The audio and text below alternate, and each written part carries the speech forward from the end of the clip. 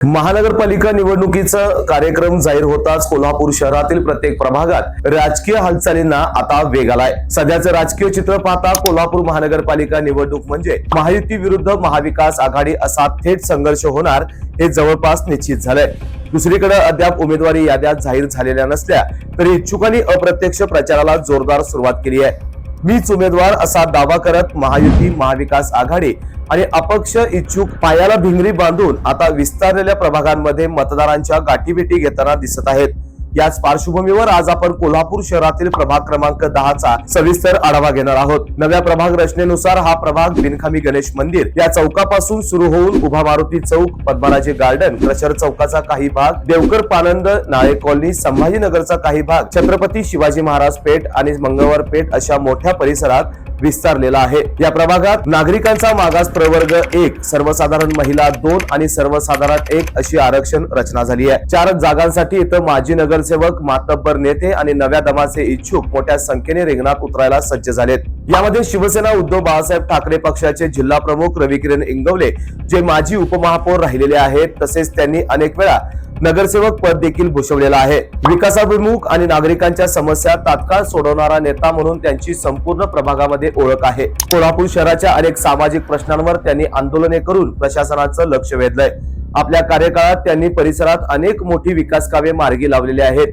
त्यांच्या पत्नी तेजस्विनी इंगवले या देखील माजी नगरसेविका राहिलेल्या आहेत। या निवडणुकीमध्ये रविकिरण इंगवले यांच्यासह त्यांच्या पत्नी तेजस्विनी इंगवले या देखील शिवसेना ठाकरे गटाची मशाल घेऊन निवडणुकीच्या रिंगणात दिसतील। दुसरीकडे शिवसेना शिंदे गटाचे जिल्हा प्रमुख सुजित चव्हाण यांचे चिरंजीव आणि कैलासवासी रामभाऊदादा चव्हाण फाउंडेशनचे संस्थापक अध्यक्ष प्रसाद चव्हाण हे शिवसेनेचे धनुष्यबाण घेऊन निवडणुकीच्या मैदानात दिसतील। त्यांचे आजोबा दिवंगत रामभाऊदादा चव्हाण यांनी तब्बल 25 वर्ष शिवसेनेचं जिल्हा प्रमुख पद भूषवलेलं आहे। त्याचबरोबर त्यांचे वडील सुजित चव्हाण यांच्याकडे सध्या जिल्हा प्रमुख पद आहे। सामाजिक कार्याचा पूर्वीपासूनचा वारसा त्यांच्या सोबत असून युवा सेनेचे जिल्हा संपर्क प्रमुख असलेले प्रसाद चव्हाण यांनी फाउंडेशनच्या माध्यमातून गोरगरीब आणि रुग्णांना आर्थिक मदत देण्याचं मोठं काम केलंय। तसेच विविध सामाजिक उपक्रमांच्या माध्यमातून त्यांचा मोठा जनसंपर्क संपूर्ण प्रभागात आहे। यानंतर महानगरपालिकेच्या स्थायी समितीचे माजी सभापती राहिलेले आणि नगरसेवक पदाचा अनुभव संपन्न असलेले महेश सावंत पुन्हा महापालिकेच्या रणांगणात दिसणार आहेत। ते स्वतः डी फार्म असून त्यांच्या औषधांच्या व्यवसायातून आणि नगरसेवक असताना त्यांचा संपूर्ण प्रभागात मोठा जनसंपर्क निर्माण झालाय। आपल्या कार्यकाळात केलेली विकास कामांच्या जोरावर राष्ट्रवादी अजित पवार गटातून ते या निवडणुकीत उतरणार असल्याचं बोललं जात आहे। सगळ्यात महत्त्वाचं म्हणजे नुकतंच राष्ट्रवादी शरद पवार गटातून भाजपमध्ये प्रवेश केलेले माजी नगरसेवक उत्तम कोराणे यांच्या पत्नी अर्चना उत्तम कोराणे या भाजपकडून निवडणूक लढवण्यास इच्छुक आहेत। उत्तम कोराणे यांचा अनेक वर्षांचा सामाजिक सेवेचा वारसा आणि त्यातून निर्माण झालेला जनसंपर्क ही त्यांची जमेची बाजू आहे। दुसरीकडे उत्तम कोराणे यांचे चिरंजीव निखिल कोराणे हे देखील निवडणूक लढवण्यासाठी इच्छुक असल्याचं बोललं जात आहे। तशी तयारीही त्यांनी केली आहे। यानंतर युवासेना शिंदे गटाचे 15 वर्षे शहर प्रमुख असलेले पियुष मोहन चव्हाण हे देखील शिवसेना शिंदे गटातून निवडणुकीच्या रिंगणात उतरण्यासाठी सज्ज आहेत। गेल्या 20 वर्षांपासून आमदार राजेश क्षीरसागर यांच्या माध्यमातून त्यांनी रस्ते, गटर्स, ड्रेनेज यांची मोठ्या प्रमाणात कामे मार्गी लावलेली आहेत। एक युवा सामाजिक कार्यकर्ता म्हणून त्यांची प्रभागात ओळख निर्माण झाली आहे। यानंतर काँग्रेसकडून माजी महापौर दिलीप मगदूम यांच्या पत्नी आणि माजी नगरसेविका दीपा मगदूम महापालिका निवडणूक लढवण्यासाठी इच्छुक आहेत। प्रभागातील महिलांसाठी राबवलेले विविध सामाजिक उपक्रम तसेच काँग्रेसचे आमदार सतेज पाटील, माजी आमदार ऋतुराज पाटील यांच्या माध्यमातून परिसरात विकास कामांचा डोंगर त्यांनी उभारलेला आहे। त्याचबरोबर त्यांचे चिरंजीव सुयोग मगदूम यांनी देखील निवडणूक लढवण्याची तयारी केली आहे। विविध उपक्रमांच्या माध्यमातून त्यांचा असलेला जनसंपर्क आणि युवक वर्गाची मोठी पळी ही त्यांची जमेची बाजू आहे। त्यामुळे तेही या मैदानात दिसण्याची शक्यता व्यक्त केली जाते। त्याचबरोबर सामाजिक कार्यकर्ते अजय इंगवले हे देखील यावेळी पुन्हा शिवसेना शिंदे गटाचे धनुष्यबाण घेऊन महापालिका रणांगणात उतरणार असल्याचं बोललं जात आहे। गेल्या निवडणुकीत त्यांचे चुलत बंधू रविकिरण इंगवले यांच्या विरोधात झालेल्या लढतीत त्यांचा अवघ्या 300 मतांनी पराभव झाला होता। कोणतेही पद नसताना अजय इंगवले यांनी गांधी मैदान, ड्रेनेज, रस्ते आदी विकास कामांसाठी सुमारे 3 कोटी रुपयांचा निधी आणला आहे। तसेच विविध सामाजिक उपक्रमांच्या माध्यमातून त्यांचं लहानांपासून ज्येष्ठांपर्यंत मोठा जनसंपर्क असून युवकांची देखील मोठी फळी त्यांच्या सोबत आहे। त्यामुळे या निवडणुकीत देखील इंगवले बंधू पुन्हा एकदा आमने सामने येणार आहेत।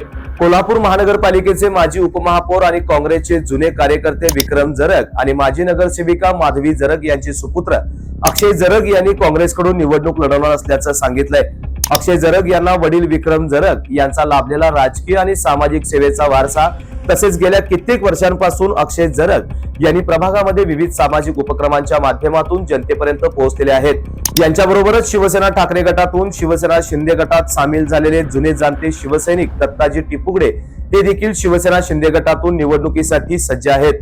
दत्ताजी टिपुगडे हे स्वतः माजी नगरसेवक राहिलेले असून त्यांच्या पत्नी अरुणा दत्ताजी टिपुगडे यांनी देखील नगरसेविका पद भूषवलेलं आहे. 1986 पासून कट्टर शिवसैनिक म्हणून त्यांच्याकडे पाहिलं जातं.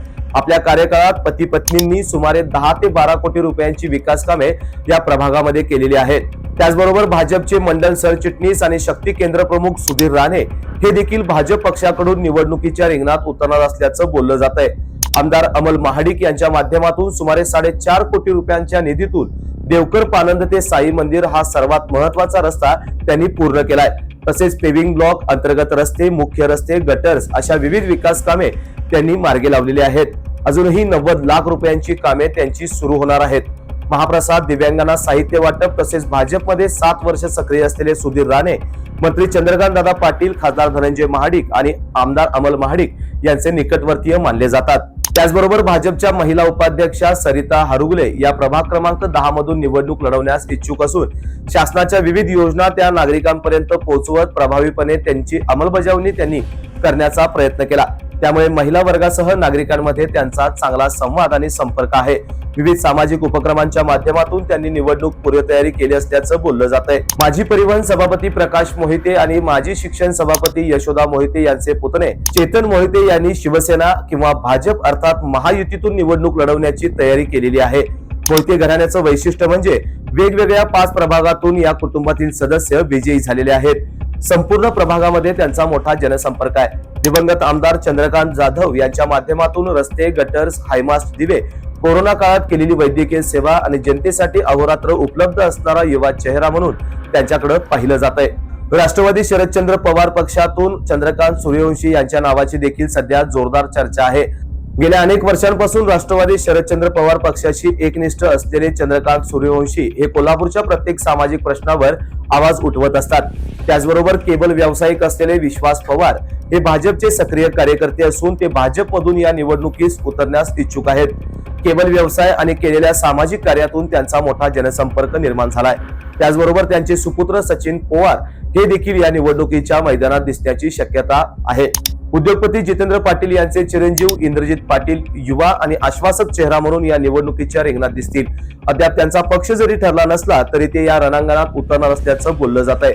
रमेश सावरे, आर.के. पाटील आणि माजी नगरसेविका शुभांगी पाटील यांनी महाविकास आघाडीतून निवडणूक लढवण्याची तयारी केली असल्याचं चर्चा सुरू आहे. भाजपचे शक्ती केंद्र प्रमुख राजेश कोगनुळकर, जिल्हा उपाध्यक्ष अजित सूर्यवंशी, संग्राम जरग हे देखील निवडणुकीच्या रिंगणात उतरण्यास इच्छुक आहेत. एकूणच पाहता प्रभाग क्रमांक 10 मध्ये यंदाची महानगरपालिका निवडणूक अत्यंत चुरशीची, बहुकोनी आणि थरारक होणार असून अंतिम बाजी कोण मारणार याकडे संपूर्ण कोल्हापूरचं लक्ष लागून राहिलंय. बाळ, फ्रीज मधून श्रीखंड काढ ना. आम्ही पूर्वी घरीच बनवायचो श्रीखंड, त्याची चवच वेगळी होती. आता काय सगळं रेडीमेड. आजी, हे श्रीखंड खाऊन बघ.